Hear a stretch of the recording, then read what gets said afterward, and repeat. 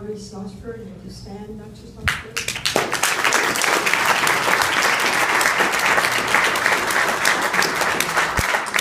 Dr. Schlossberg is a tenured professor in the programs of criminal justice and homeland security. He designed a psychological system for negotiating in hostage situations. And then Captain Frank Bowles. Frank?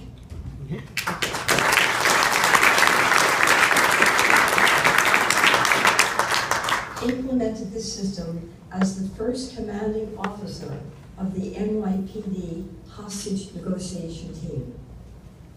Thank you both. Thank you for allowing us, Frank, to honor you for your donation. And at this time, I am extremely pleased to present a distinguished graduate of our college who has earned a reputation for excellence in law enforcement and leadership in homeland security. Lou Rice is also a gracious benefactor and trustee of the university. Lou. I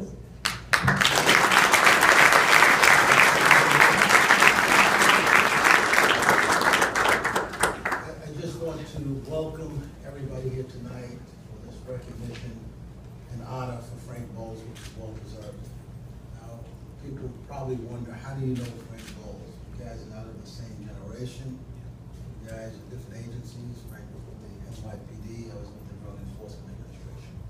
But what Frank has in common with each and every person in this room is dedication, integrity, and more than anybody, bravery.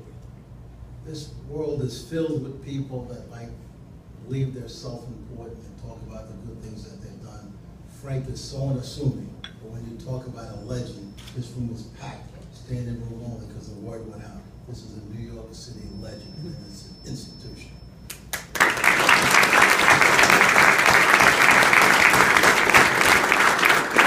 I can tell you, during my law enforcement career, 26 years with the Drug Enforcement Administration, as I would go to various training programs, the FBI, the DEA Academy, other major police departments around the country, they all talked about the change in hostage negotiation. And the change was directly attributable to Frank Bowles. Not force so much, but the preservation of life. And so I am honored to play a small part of this. I'm honored that Frank decided to donate his books, his tapes, and his articles to St. John's University. Because during a casual conversation, he was going to just destroy them. He was going to give them to John Jay. And I said, what about St. John's University? He said, sounds like a good plan. And the rest is history. So I just want to add my thanks to Frank, a legend, an honorable person, and a man with integrity that risked his life to the citizens of this city each and every day. Now I'm going to go a little bit off script because I was told I could do that because I'm on the board of trustees. And I'm going to ask Larry Haber to come up. And Larry Haber is a gentleman that I met through Frank probably about 10 years ago. And without stealing Larry Haber's thunder, Larry Haber was a bank manager in Brooklyn, 1975. Those that followed important law enforcement events in New York City, and the event was memorialized in the movie Dog Day Afternoon. The bank was robbed by a group that had seen the movie Dog Day Afternoon. Larry Haber was taken as a hostage, and Frank Bowles, and Larry will tell you, saved his life and the other members of the bank staff's life. And since 1975 to the present day, every time I see Frank at various events, at least 3 or 4 a year in Manhattan, Larry Haber's right with him. So Larry, if you could just briefly just tell a little bit about what Frank has meant to you.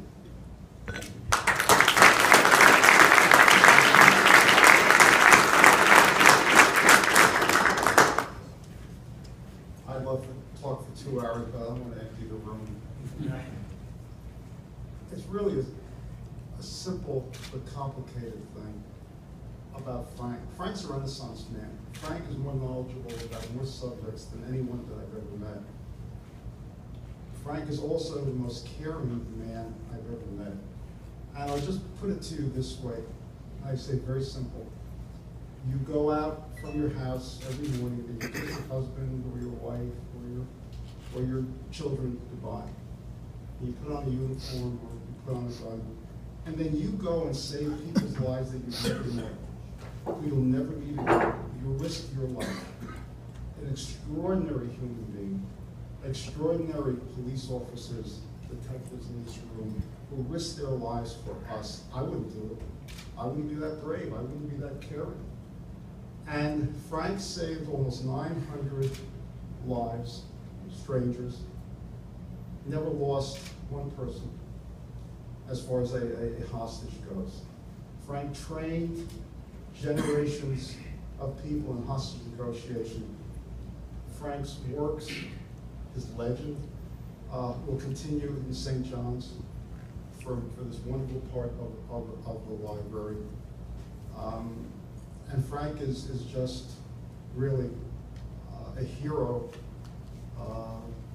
and will be a hero to many generations. And when we look at the press and say the police are this and the police are that, and the detectives are that, I know these guys. My pleasure, 37 years of privilege, my friend Frank has been in my kids' weddings and grandchildren and everything.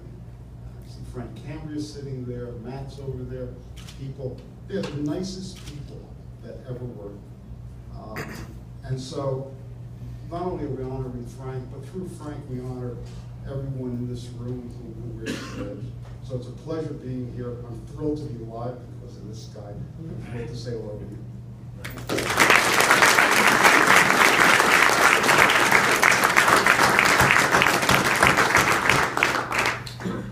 So 40 years later, I'm glad I was one of the early graduates of the criminal justice program in New York City.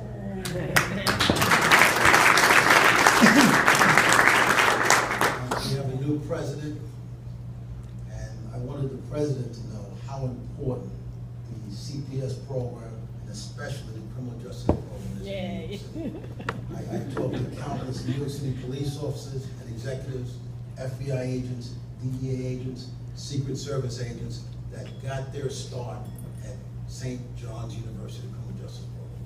And when you think about the Vincentian mission, which is what St. John's is all about, it's about service. And what do we do in law enforcement? Risk our lives to serve our fellow citizens. So to me, it was a perfect match in 1974 at 21 years of age when I graduated. And so Dr. Bobby Gemshaw, welcome to New York City, and welcome to meet the law enforcement team.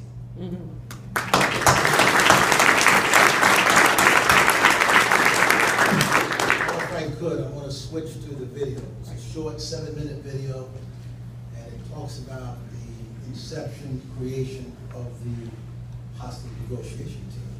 The whole goal is to preserve life, not brute force, which police and law enforcement have, but to preserve life. And it got started after 1972, people had tracked this. 11 Israeli athletes were executed in Munich, Germany at the Olympics. Now these were athletes, these weren't government leaders, these weren't activists, these were athletes in the sport, and they were executed. The wisdom of the leadership in New York City and the police department at that time said, hey, this could happen in New York. We have major events in New York City. How do we protect our people and preserve life? And the rest is history. So let's go to the video.